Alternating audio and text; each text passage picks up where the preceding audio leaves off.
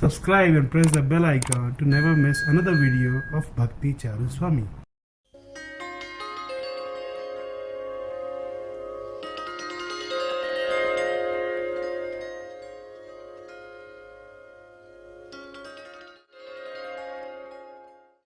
Nama Om Vishnupadaya Krishna Pristhaya Bhutale Srimate Bhaktivedanta Swami Nitinamine Namaste Saraswate Deve Gauravani Pracharine Nirvishesha Shunnavadi Paschata Deshatarine Srila Prabhupada Ki Jai.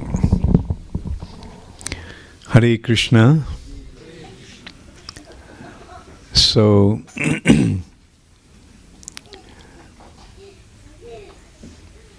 I thought that yesterday was the only day I would speak on Srila Prabhupada. But after the class, there had been, without even asking me, Shyam Mukunda made the announcement that I was going to give the class today also. And anyway, I'm happy to be here and happy to speak on Srila Prabhupada, and I'm happy that you all are so keen to hear about Srila Prabhupada, so eager to hear about Srila Prabhupada. Anybody can see that Prabhupada is such a wonderfully attractive personality. Actually, when Prabhupada came to America, the youth of America used to consider that anyone who is above 30 was from another world, because their outlook was so different. And the youth of America was going through one very specific phase at that time. I mean, most rarely, most of you are not acquainted with that situation. There was a period of counterculture and which was known as the hippie movement. And their whole outlook was that the purpose of life will be found through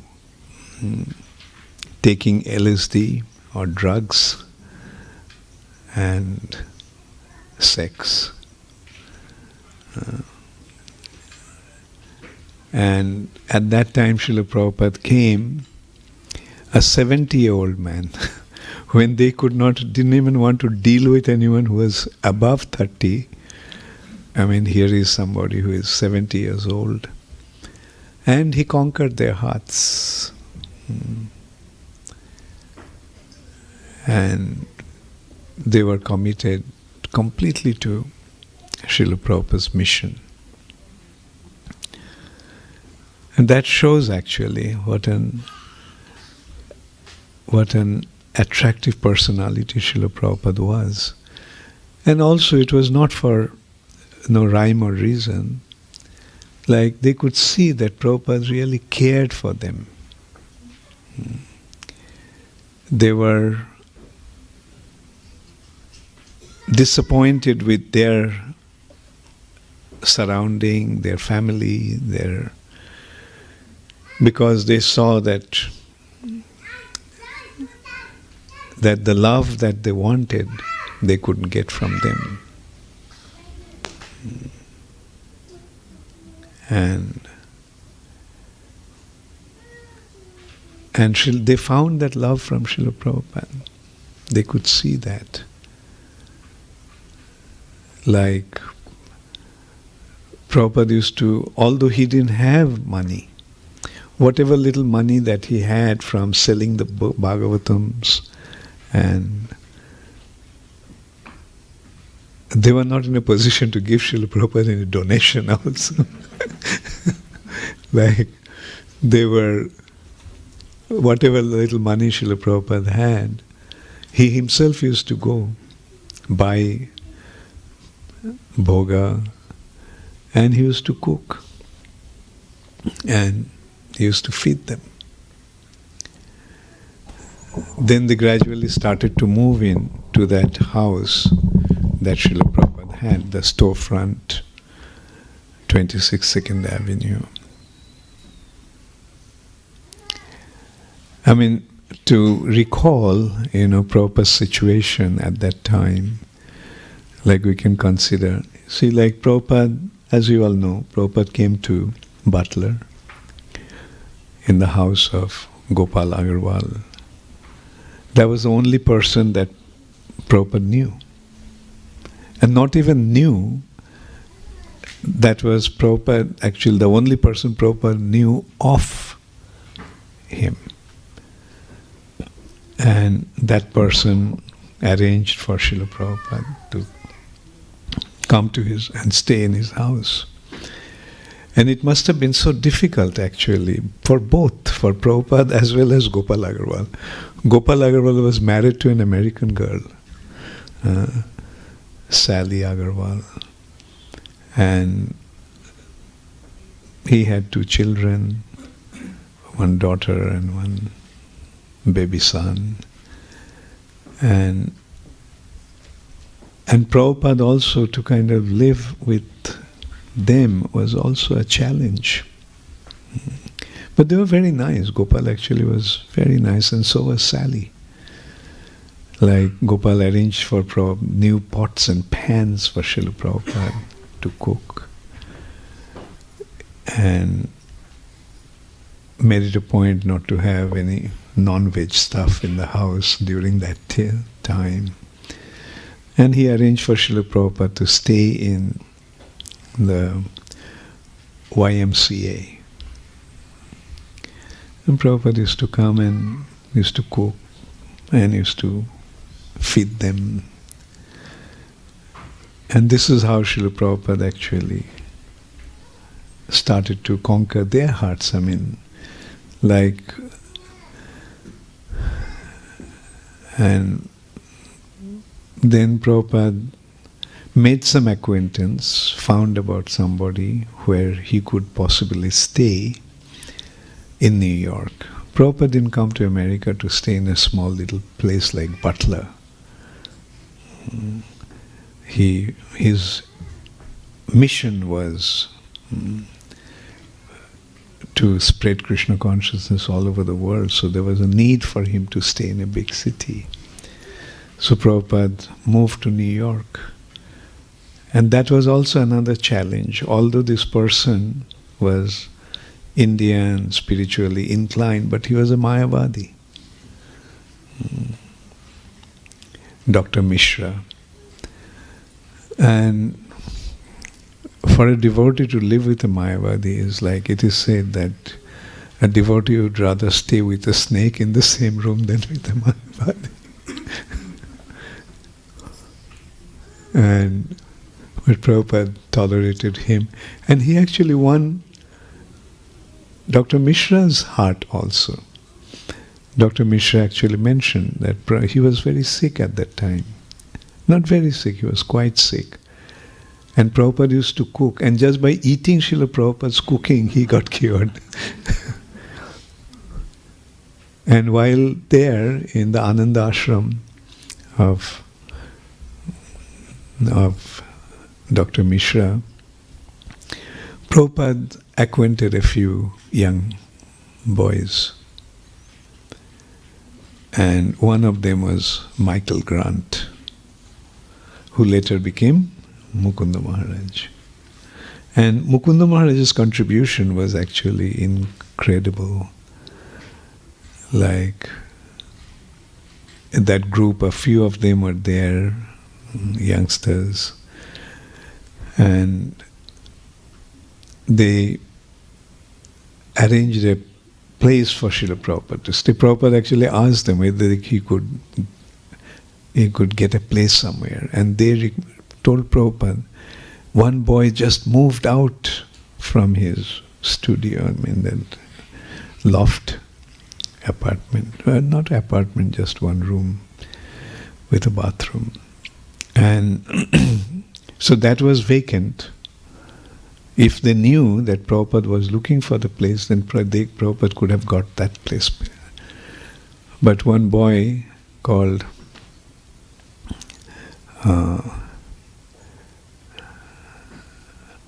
anyway, the name is not coming anyway. So he took that place up. So they asked whether whether Prabhupada could share the room with him. And he agreed. And he was very much affected by Srila Prabhupada's association. He became quite inclined to spiritual life.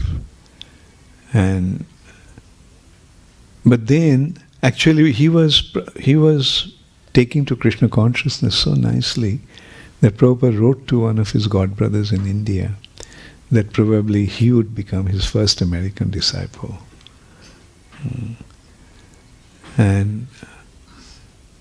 But unfortunately he went back to his bad habits again, started to take LSD. And one day while he was tripping in LSD, he attacked Srila Prabhupada.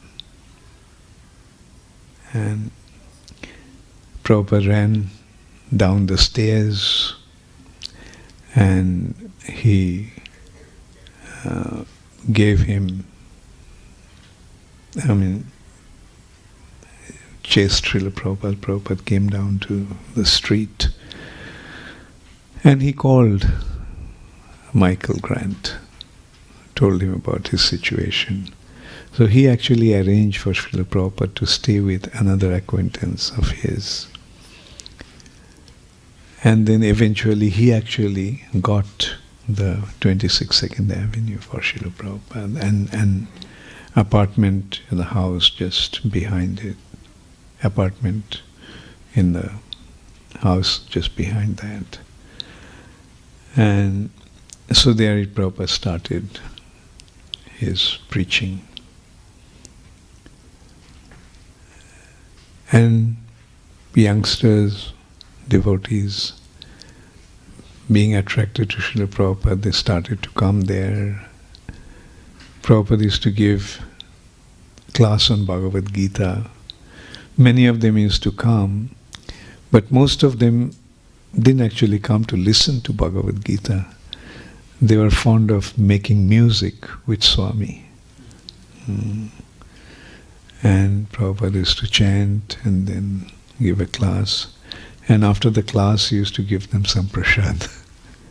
Just one apple cut into small pieces and gave them prasad. And so this is how it all started. Then some other boys wanted to move in and they started to stay in 26 Second Avenue. Then one girl, Judy, she insisted that she would move in there. Prabhupada tried to convince, no, this is not a place for girls to stay. But she just kept on insisting, saying that she can't stay with her family, and then eventually Prabhupada allowed her to stay in his apartment. So that's how broad-minded Srila Prabhupada was. And this is how Prabhupada actually started to win them over. Prabhupada saw that they would like these boys and girls, those who are coming, they're fond of gulab jamun. And Prabhupada used to make gulab jamun and keep it in a jar in the room in 26 Second Avenue, the storefront. And when they would come and they would just take the gulabs, and they used to call it ISKCON bullet. And so then Prabhupada held the initiation. Mukunda Maharaj got initiated with the name Mukunda Das. And he and his girlfriend Jenny got initiated. Then after initiation, Prabhupada said, now that you're initiated, you can't live like boyfriend, girlfriend. You have to get married. Prabhupada conducted their wedding. Then Prabhupada actually told Mukunda Maharaj to go to the West Coast because everything was happening in the West Coast, in San Francisco, Golden Gate Park. And Mukunda Maharaj came to the West Coast. He got 2 of his friends and their girlfriends also joined him. So 6 of them came and found a place like 26 2nd Avenue, a storefront. And a place for Prabhupada to stay upstairs. And so this is how Krishna consciousness movement shifted, or rather expanded, from New York to the West Coast, San Francisco. And then it was literally an explosion, Hare Krishna explosion. Incidentally, another very beautiful or miraculous thing happened. Shamsundar Prabhu's wife, Melanie, found a very strange-looking figurine, and she thought that she would give it to Srila Prabhupada. So when she presented it to Srila Prabhupada, Prabhupada straight away offered obeisances. Everyone was surprised why Swamiji is offering obeisances to this. Then Prabhupada asked, was there any other such figures? She said, yeah, there was one white one and a yellow one. Prabhupada said, go get them. So they were Jagannath, Baladev, Subhadra. This is how Jagannath, Baladev, Subhadra came to ISKCON. Then Shamsundar Prabhu had the skill of wood carving. So Prabhupada asked him to make a big replica of that. So that's how Jagannath, Baladev and Subhadra appeared. And they were installed in the sense they were kept in that storefront. And they started to worship. Prabhupada showed them how to worship. And then one day, Srila Prabhupada saw that Jagannath is missing. So he asked what happened. And he was told that the devotees have taken Jagannath to the Golden Gate Park. So Prabhupada went to Golden Gate Park. And he saw that the devotees and others, they're chanting and dancing around Jagannath. So Prabhupada told them, you can't take Jagannath out like that. The deities cannot be taken out of the temple like that. But on some special occasions, you can take. And Prabhupada told them about Rath Yatra. And they decided to have a Rath Yatra. A flatbed truck was decorated with flowers and leaves and branches. And that's how the first Rath Yatra took place. And that festival became so popular that the mayor of San Francisco announced that day to be a holiday, a public holiday. So that's how Jagannath appeared, Jagannath's chariot festival appeared, and then started to grow Krishna consciousness movement. Then again, these three couples, Shamsundar Prabhu, Gurudas Prabhu and Mukunda Maharaj, and their wives, they decided, now that Krishna consciousness movement is expanding in America, now let's take it out of America. And they decided to go to England. Their visit to England was also somewhat like Prabhupada's coming to America without any money. So they took a cheap flight to Amsterdam, and then they thought that they would go across the channel to England. But when they went there, they found that in order to enter into England, to UK, they have to show a certain amount of money. And they didn't have that kind of money for all 6 of them to go. So they got all their money together, and one couple went to England. And then they wired the money back to Amsterdam for the second couple to go. Then the third couple to go. So this is how all 6 devotees went to England. They were struggling because, who would listen to these young Americans speaking about Krishna consciousness or Indian religion or Indian philosophy? Even the Indians were not interested, although some generous Indian allowed them to stay in their house. But that was about all. They were not at all inclined to take to spiritual life. But then one day they saw the picture of the Beatles dressed up in Indian clothes. So they already got to know that the Beatles went to India and became interested in Indian culture and so forth. So then they decided to meet the Beatles.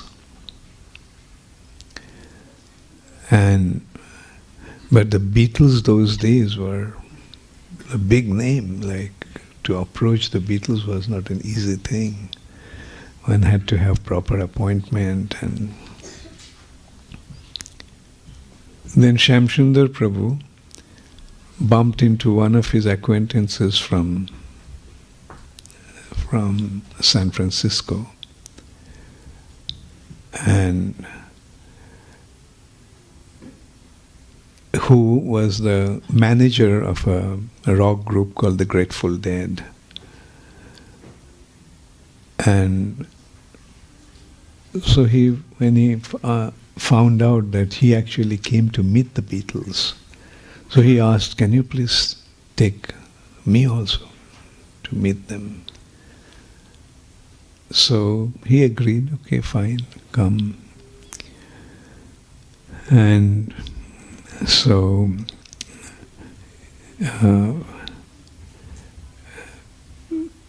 but when he went to the Apple studio and tried to get in, the gatekeeper, the guard there, stopped him, wouldn't let him go. And so he told him that he had an appointment with such and such person, Rock Scully, his name was. And so the guard wouldn't let him go. So at that time, Yoko Ono, John Lennon's Japanese wife, just happened to come there in her white Rolls Royce. And he saw Shamsundar Prabhu dressed in dhoti and kurta. So she said, "You must be a friend of John." And he said, "Yes, yes." So she just took him in. I mean, this is how we can see how Krishna was making all these arrangements. These are not just some chance happenings. These are all Krishna's divine arrangement. So he's waiting. Rock Scully didn't show up, he was just waiting inside. And then George Harrison just happened to pass by. And seeing Shamsundar Prabhu, he dressed up in dhoti and kurta, like he came to him and said, "Where you guys been all this while? I saw you in San Francisco, and since then I've been trying to meet you all." And that's how it all started. George Harrison invited them to his house and they made friends with him. Then Prabhupada came to meet them. Prabhupada actually stayed in the house of John Lennon. And then eventually George Harrison got that property, which is Bhaktivedanta Manor today. And he also paid for printing the Krishna book. And they made a music, they made some album on Hare Krishna chanting. And also they did Govindam Adi Purusham, where Hari Vilas Prabhu played the Turkish guitar. and the Beatles were the most, what to say, they're the most important personalities in the young community all over the world. And so, and they made a music on Hare Krishna, so Hare Krishna movement got a special recognition all over the world. So this is how the movement started to spread, by Krishna's divine arrangement. And devotees started to join all over.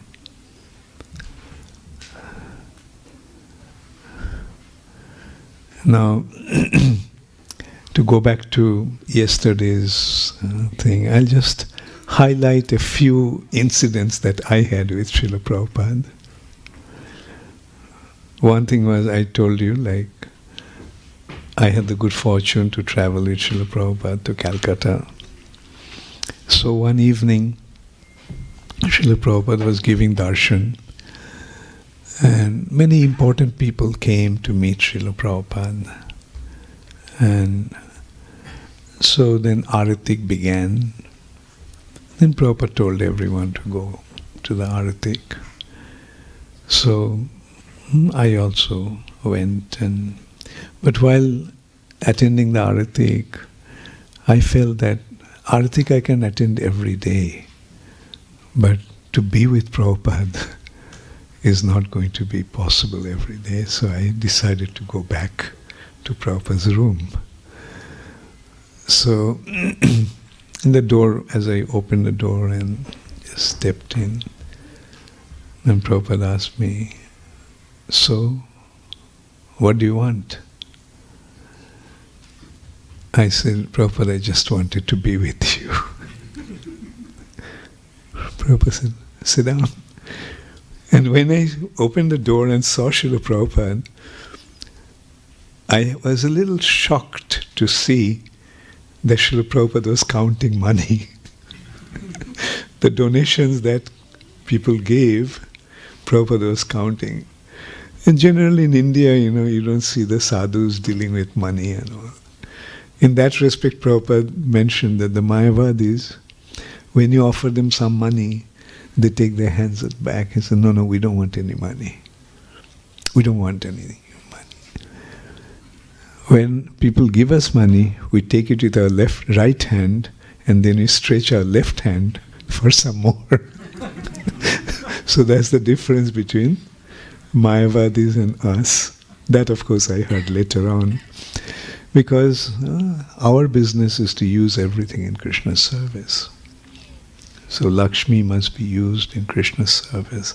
Anyway, so just the thought came like, oh, but then I brushed the thought aside and sat down. Prabhupada, after counting the money, kept it in his drawer. Then he asked me, so, what do you want? So I just said, Prabhupada, will you please give me initiation? Prabhupada said, yes, I'll give you initiation during the Gaur Purnima in Mayapur. Then after that, as I mentioned, Prabhupada from Calcutta, he went to Bhuvaneshwar, and then he came to Mayapur after that. And and then the initiation took place. Brahmananda Swami was Prabhupada's secretary at that time, one of his secretary, because like Tamal Krishna Maharaj was already there as Prabhupada's. He just came to be Prabhupada's secretary, and Brahmananda Maharaj was already Prabhupada's secretary. So it was between two of them, they were actually taking up the service. So Brahmananda Swami one morning came to me and told me that Prabhupada decided to give me first and second initiation together. And he told me, boy, you made it. And so, by very mercifully, Srila Prabhupada gave me the initiation. Also, at that time I was serving Srila Prabhupada, so I couldn't go out and collect Guru Dakshin. I was with Srila Prabhupada the whole day. In the evening, when the devotees came, started to give the Guru Dakshin, so I felt very guilty. Oh, I couldn't go out and collect. So, when everyone was gone, I just told Srila Prabhupada, Prabhupada, you gave me Diksha, but I didn't bring any Dakshina to give you. Prabhupada said, you gave yourself. That is the best Dakshina. So I offered obeisances, praying to Srila Prabhupada, Prabhupada, please accept me and allow me to be completely surrendered to your lotus feet.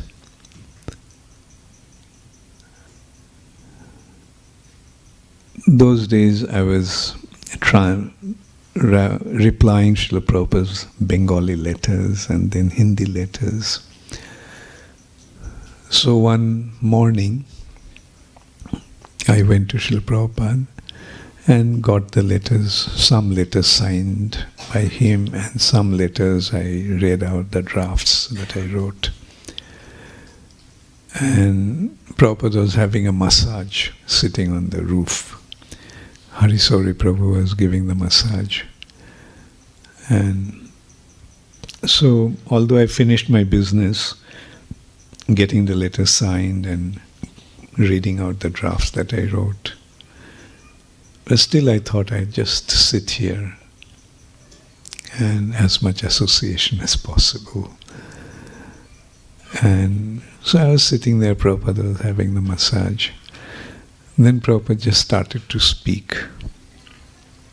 He said, see, for so many lifetimes you have been trying to enjoy and you are still not satisfied. So offer this life to Krishna. And then Prabhupada kept on speaking about what materialistic life is like. He gave various examples, and like how it is like a prison house of sex desire. And then he explained what the sex desire is like camels eating thorns. And he also explained it's like, anyway, so Prabhupada just spoke, and then finally Prabhupada told me just offer this life to Krishna and see what happens. If nothing happens, what's the loss? It's just one life out of so many.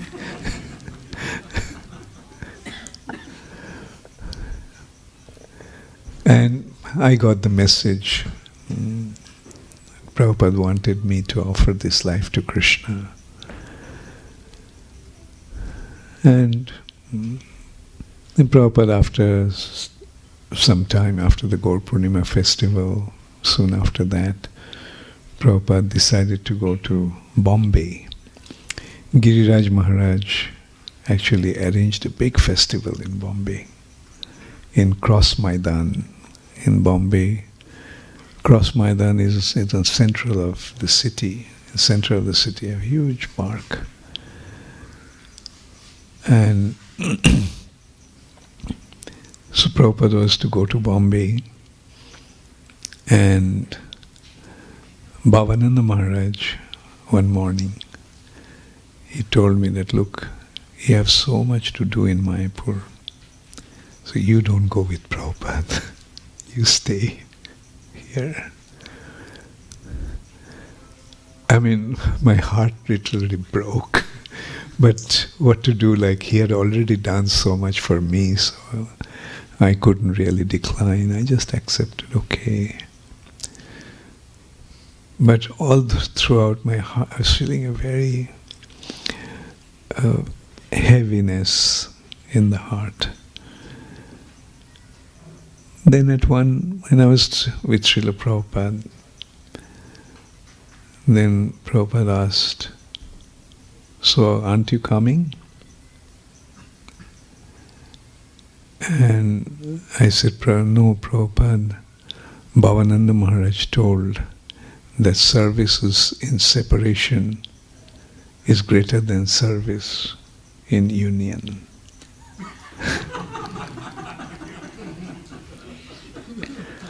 So Prabhupada said, that may be,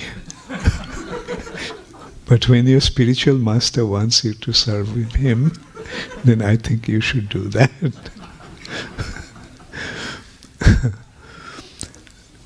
I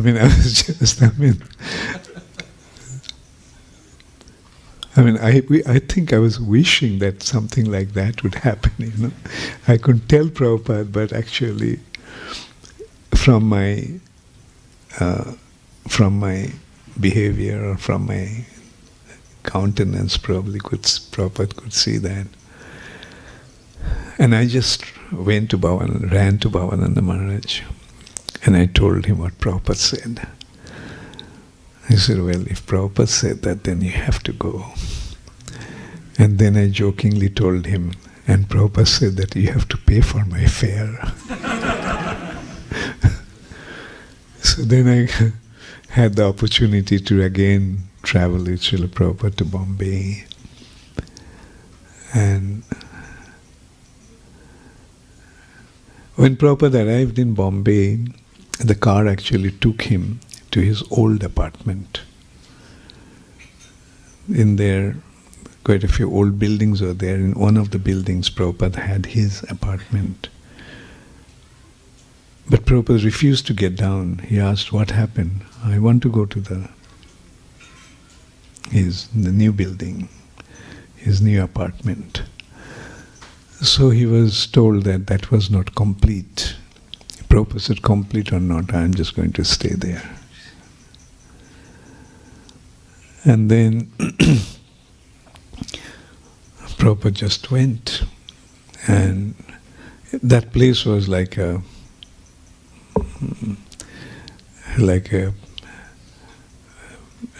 literally like a workplace, you know. The doors were not complete. Some rooms, toilets were not, but the bathrooms, the toilets were not fixed. But Prabhupada just went and he decided to stay there. Tamal Krishna Maharaj was so intelligent. Tamal Krishna Maharaj spoke with Giriraj Maharaj. Giriraj Maharaj was president of the Bombay temple at that time. He was a brahmachari at that time. So he told him that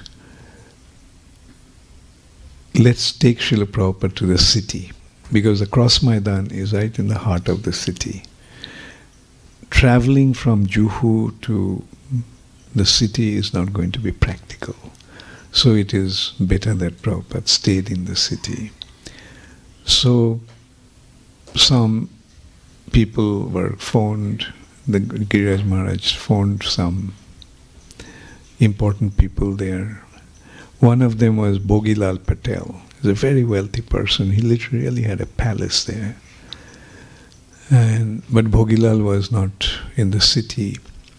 So finally, one arrangement was made in the house, in the apartment of one person, Kartikeya Mahadeviya. It's a beautiful apartment in one of the most exclusive buildings in Bombay, right on the beach. And so he moved out of his apartment and made the whole apartment like a 5-bedroom apartment. He made it available for Srila Prabhupada. And with his 2 daughters and a son, and he and his wife moved to another apartment where his relatives were staying. So Prabhupada stayed there for a few days. And then after the program, by the time his apartment in Juhu temple was completed, so Prabhupada moved in there. And Prabhupada was staying there. He didn't go down to give classes or anything. Most of the time he was there, but he was translating. Like Prabhupada was so particular. In Mayapur, he couldn't translate that regularly. But here Prabhupada really started his translation. He would practically wake up at about 11 o'clock at night. He would go to bed around 8:30, get up at 11 and you'd start translating. And he would translate throughout the night. And then, as I mentioned, like Kartikeya Mahadeviya, Sriman Narayan and Ramakrishna Bajaj suggested that he went to Rishikesh. So those days, Prabhupada was one of our god sisters, Palika Mataji, was cooking for Srila Prabhupada. So she used to cook and I used to serve Srila Prabhupada, take the plate, serve. Then one day Palika became sick and another god sister of ours was asked to cook for Srila Prabhupada. So when I served, I could see that Prabhupada was not able to eat. So I asked Prabhupada, the cooking was not right today. Prabhupada said, no, she doesn't know how to cook. Then I just blurted out, Srila Prabhupada, should I cook for you tomorrow? Prabhupada said, yes, you can try. So the next morning, Prabhupada actually showed me what to cook. That was the first thing Prabhupada actually taught me how to cook. It's a preparation called bati chachari. Like, there was parval and potatoes. He showed me how to cut the parval, not scrape the skin, but just with the back of the knife, you rub it and take out the outer part and then cut them in dices, 3 pieces out of one parval. Potatoes also are cut in the same size. He asked me to put it in a pot, a flat bottom pot. And he asked me to bring turmeric, chili, red chili, and we were carrying mustard oil for Srila Prabhupada's body massage from Bengal, from Mayapur. Actually, you get very good mustard oil in Bengal. So here, and Prabhupada asked me to bring that can of mustard oil. And so he asked me to put a lot of turmeric. Then he asked me to break those red chilies, dry red chilies, break them and put quite a lot of chili also. And then he asked me to pour the oil. So Prabhupada was having massage at that time. So I kept on pouring the oil.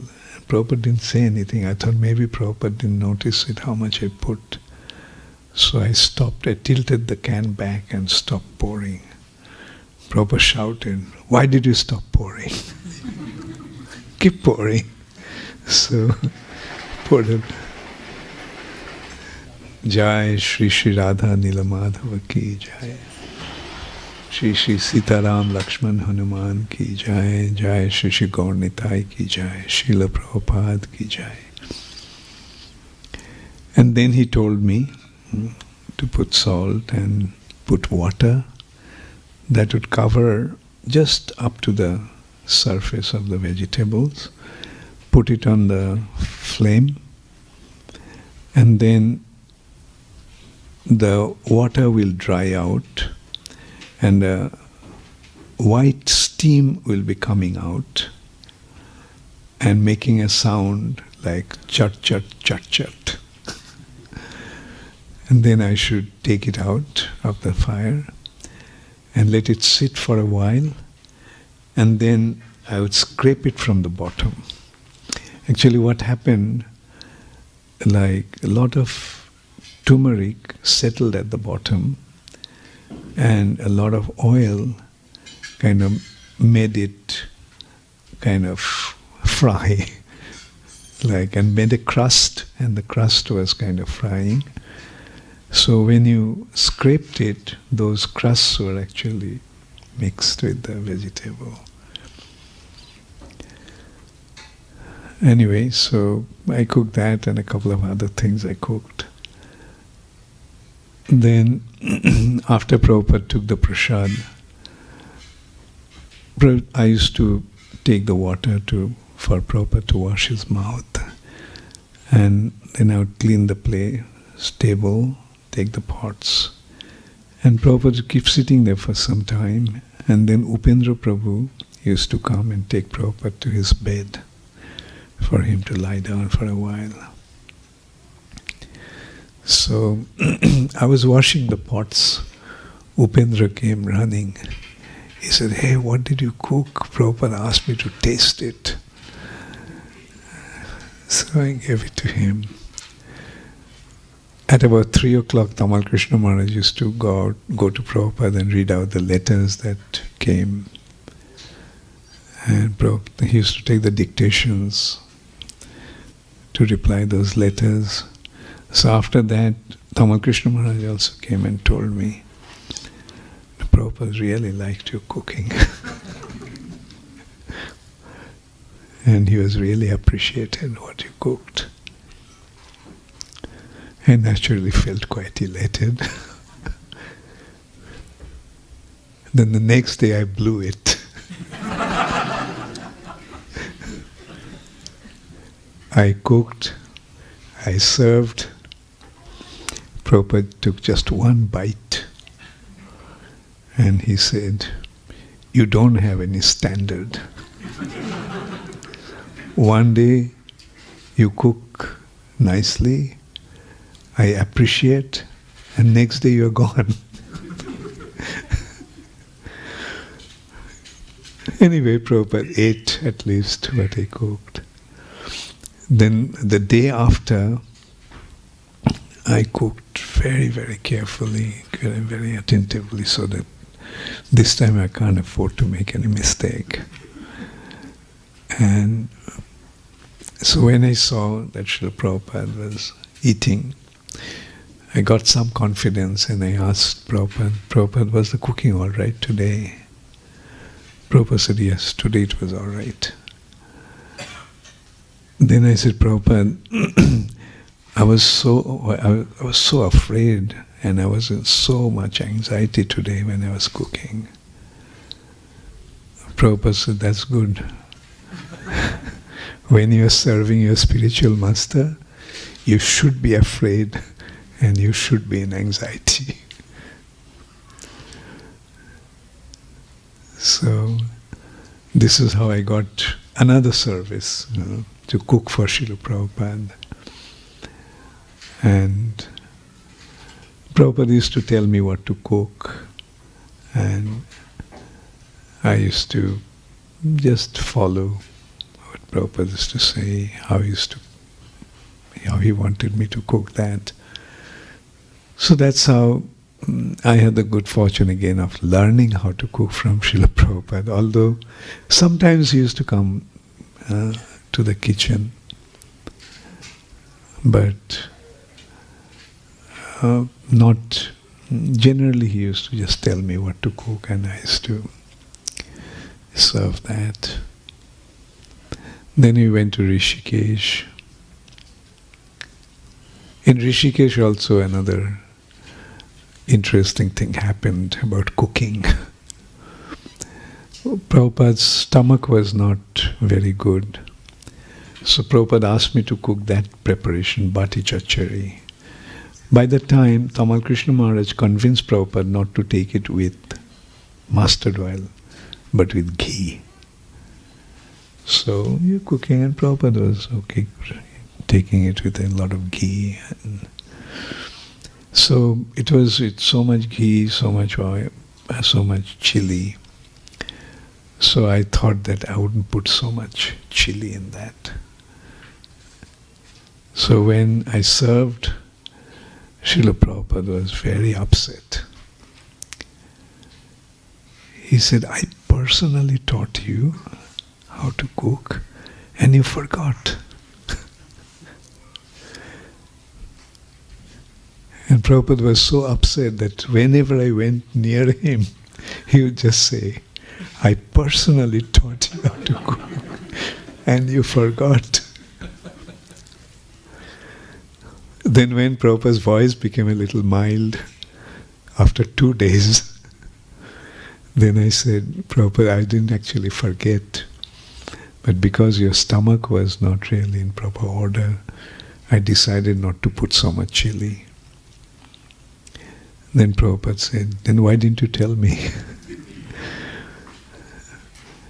And then he told me that when you put a lot of ghee, there has to be a lot of chili, because they counteract each other's effect.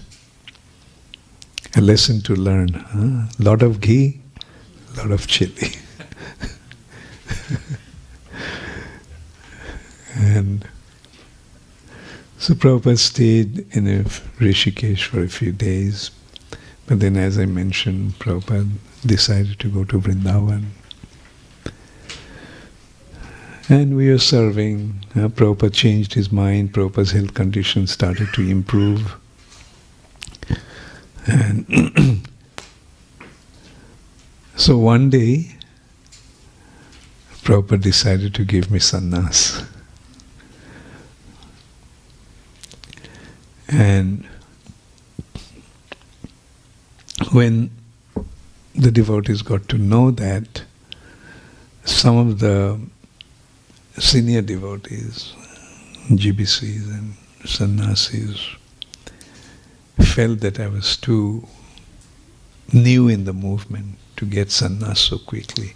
Like about 2.5 months ago, Prabhupada gave me first and second initiation, and now I was going to get first sannyas. So they tried to convince me not to take sannyas so quickly. So they called me. I was already cooking for Srila Prabhupada. So then, anyway, they were speaking to me. So I got so exasperated. I just told, okay, it's not I who am deciding. Prabhupada is deciding. So if you have to speak about it, then speak to Srila Prabhupada. So I was cooking, then Tamal Krishna Maharaj and Bhavananda Prabhu came to me, and Tamal Krishna Maharaj announced that Prabhupada decided to give me sannyas the day after tomorrow. So this is how very mercifully Prabhupada gave me sannyas. And Prabhupada, as I was telling the other day, Prabhupada's health condition improved and Prabhupada wanted to leave for the West. And when the consideration came whether Prabhupada should go out or not, then Prabhupada's response actually was that a warrior doesn't die on a bed. He dies in the battlefield. And so he could see, like, Prabhupada, his mood was that as long as he was there, he is going to serve. We saw that even a few days before Prabhupada left the planet, he didn't have any strength to turn to his side himself. We had to help him. Sometimes he would be kind of feeling uneasy, lying on his back.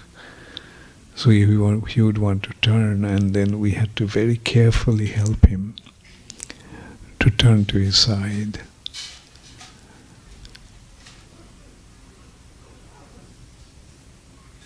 But still Prabhupada was translating.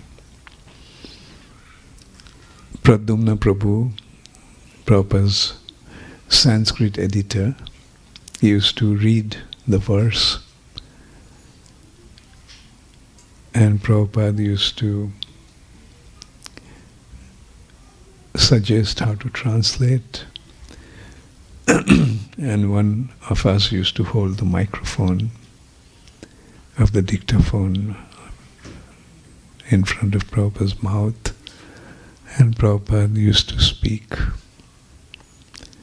That was just a few days before he left his body. He was translating. Although he didn't have any strength to get up or even turn to his side, he was translating. And Prabhupada wanted to go to the West. And here also, when Prabhupada was all dressed up to leave, he was sitting on his chair, and I was sitting at his feet. So Prabhupada asked, "Aren't you coming?" So I said, "No, Srila Prabhupada, I didn't have my passport with me." Prabhupada said, "Okay, then you come and join me in Hawaii." Prabhupada's plan was to go to Hawaii, London, New York, Gitanagari, Los Angeles, and then Hawaii. But Prabhupada's health condition deteriorated. He came back from London. In London he had a small operation also. But this time Prabhupada's health condition deteriorated so much that Banamali Kaviraj was called. He started to give the medicine, but he told me that my medicine is not working, so it's no use giving this medicine now. And I used to always feel very, very guilty that Banamali Kaviraj told me not to let Prabhupada go, but I didn't insist on that. I didn't insist on that, thinking that, well, Prabhupada decided to go, so.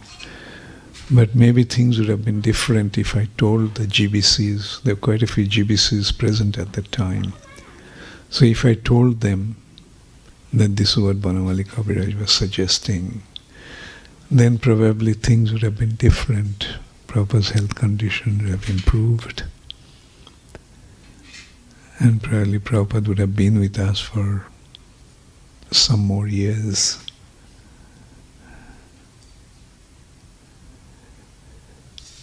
Anyway, now we have to see that Srila Prabhupada is with us. Prabhupada, one day, although Srila Prabhupada's health condition was not very good, but still I used to cook for Srila Prabhupada. And Prabhupada used to sit there, come and sit, but he couldn't eat anything. So one day he told me that, why are you cooking for me? You have so much to do. Why you're wasting your time cooking for me? So I told Prabhupada, I cook with the hope that someday you'll feel better and you would have the appetite. Prabhupada said, I will feel better only when I die. When Prabhupada said that, I broke down. And then Prabhupada, in a very soft and soothing voice, he told me, is this what you learned from me? Didn't you learn that we all are eternal? We are always going to be there. Although we may have changed, although we may change our bodies, but we'll always be there. And often I think that statement of Srila Prabhupada, that he'll always be there. Although he has gone out of our sight, we are not able to see him anymore, but he is seeing us. And he is with us, provided we feel his presence in our hearts. Srila Prabhupada ki jai. Hare Krishna.